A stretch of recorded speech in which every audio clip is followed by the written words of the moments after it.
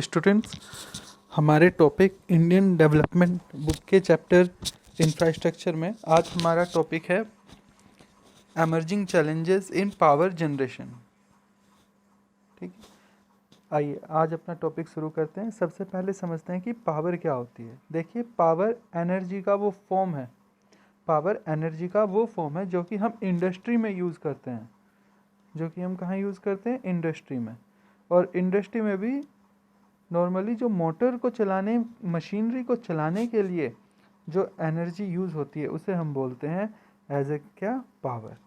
देखिए, हमारे यहाँ जो स्कॉलर्स हैं उनका भी ये मानना है कि पावर जनरेशन जो है हमारी जीडीपी की ग्रोथ से ज़्यादा होना चाहिए, तभी हमारी कंट्री की इकोनॉमिक ग्रोथ हो सकती है और ये हमारी इकोनॉमिक ग्रोथ और डेवलपमेंट में फ़ायदेमंद हो सकता है।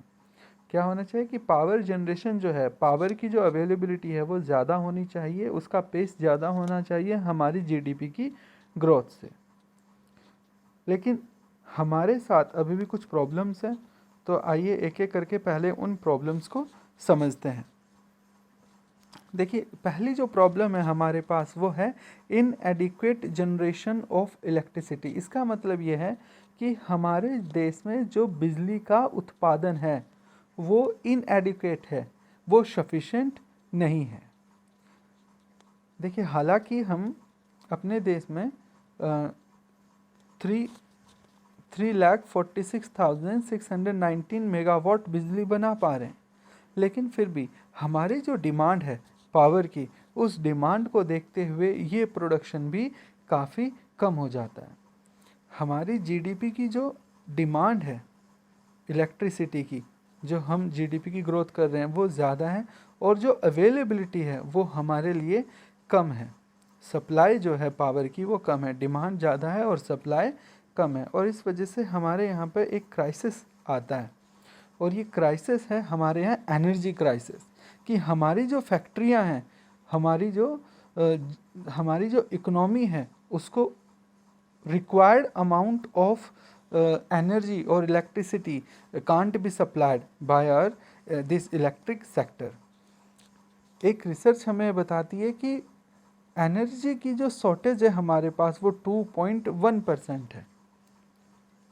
ठीक है, एनर्जी की शॉर्टेज के कई इश्यूज हो सकते हैं।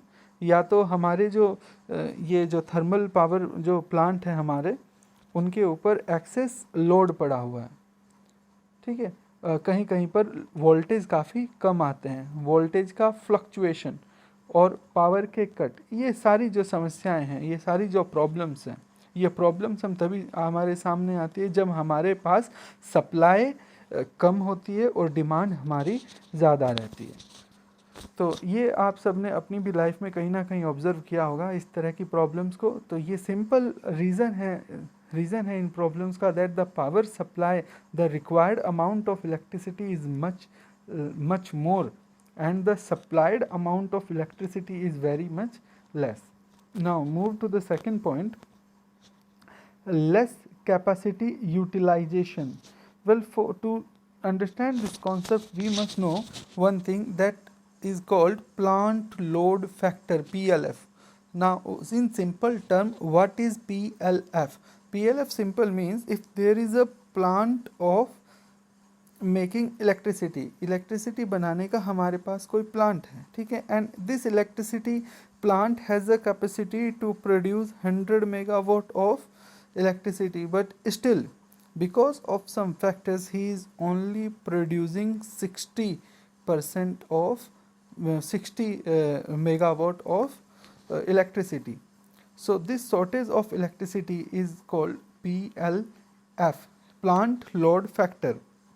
सिंपल ये है कि प्लांट कितना लोड ले सकता है बिजली का, लेकिन जितना वो लोड ले सकता है, जितनी उसकी कैपेबिलिटी है प्रोड्यूस करने की, हम उतनी कैपेबिलिटी पे प्रोड्यूस नहीं कर पा रहे हैं। एक सिंपल सा जो फैक्टर है वो ये बताता है हमारे यहाँ स्टडीज़ में in 1617 that PLF in India was nearly 60%.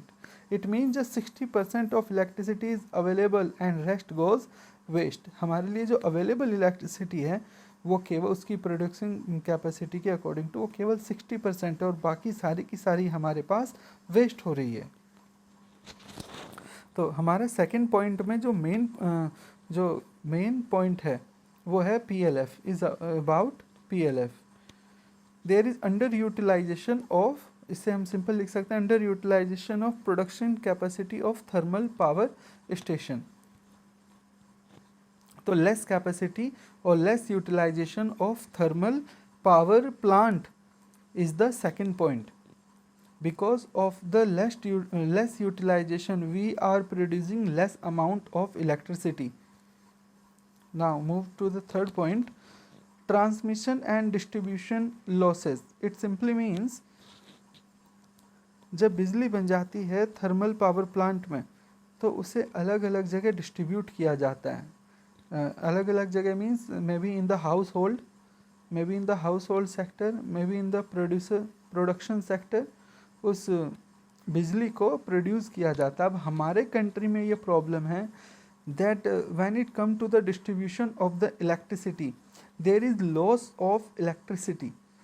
और इसके कुछ इलीगल कारण भी हैं, इलीगल रीजंस भी हैं, लाइक बिजली की चोरी होना, जो डिस्ट्रीब्यूशन है उसमें फ्लक्चुएशंस आना, टेक्नोलॉजी का आउटडेटेड होना, स्टाफ की कमी होना, इन सभी में जो ट्रांसमिशन है, जो डिस्ट्रीब्यूशन है बिजली का, वो इतना कम आ जाता है कि आप यहाँ पे डाटा देख सकते हैं that most of the state is more than 20%। ये जो प्रॉब्लम है लॉस की because at the time of distribution is normally more than the 20%, और कुछ कुछ जगहों पर तो 50% of the electricity produce.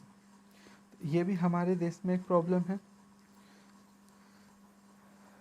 Now fourth point is about losses of electricity board. देखिए हमारे यहाँ ज़्यादातर जो इलेक्ट्रिसिटी बोर्ड हैं वो अभी भी लॉसेस में चल रहे हैं, और उन सब के लॉसेस में चलने से होता ये है कि इलेक्ट्रिसिटी के प्रोडक्शन पे फ़र्क पड़ता है, इलेक्ट्रिसिटी के डिस्ट्रीब्यूशन पे फ़र्क पड़ता है, और इलेक्ट्रिसिटी से जुड़ी हुई जो फैसिलिटीज़ होती है जो कि कस्टमर को मिलनी चाहिए उन पे भी बैड इम्पैक्ट पड़ता है। तो इलेक्ट्रिसिटी बोर्ड जो है हमारे यहाँ पर ज़्यादातर ने खुद को यहाँ पे लॉसेस में बताया हुआ है, या हम ये कहें कि वो लॉसेस में ही चल रहे हैं। लॉसेस में चलने का एक रीज़न ये भी है that our country is a welfare economy, और कंट्री में वेलफेयर करने के लिए गवर्नमेंट को कई जगह ऐसी हैं जहाँ पर इलेक्ट्रिसिटी फ्री या फिर lower than the cost available कराना पड़ता है, mostly to the agriculture sector, और इस वजह से भी जो है ज़्यादातर इलेक्ट्रिसिटी बोर्ड अब लॉसेज में चलते हैं।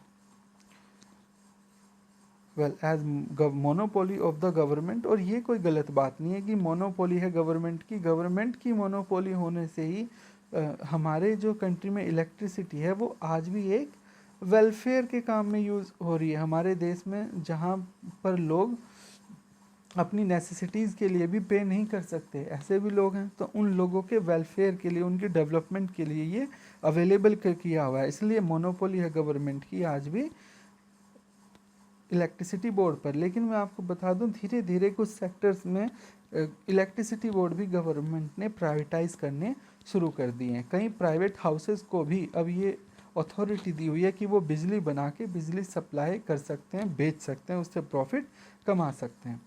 तो क्या क्या प्रॉब्लम्स थी हमारे यहाँ इलेक्ट्रिसिटी की? इंफ्रास्ट्रक्चर में सबसे मेन पॉइंट है एनर्जी, और एनर्जी के लिए हमारे पास आज एक मेन पॉइंट क्या था? एनर्जी के लिए हमारे पास एक पॉइंट था पावर जनरेशन और इलेक्ट्रिसिटी।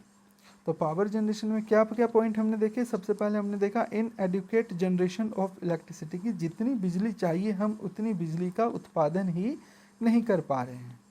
सेकंड पॉइंट हमने देखा less capacity utilization. Less capacity utilization है, ये जो पिछला पॉइंट था, पॉइंट नंबर 1 है, इसमें भी इनएडुकेट जनरेशन बता रखा है कि बिजली का उत्पादन कम है, और यहाँ पर हमने बताया हुआ कि ईच पर्टिकुलर प्लांट का जो लोड लेने का फैक्टर है, वो जो उसकी यूटिलाइज करने की कैपेसिटी है थर्मल पावर स्टेशंस की स्पेशली, वही हमने अंडर यूटिलाइज कर रखी है।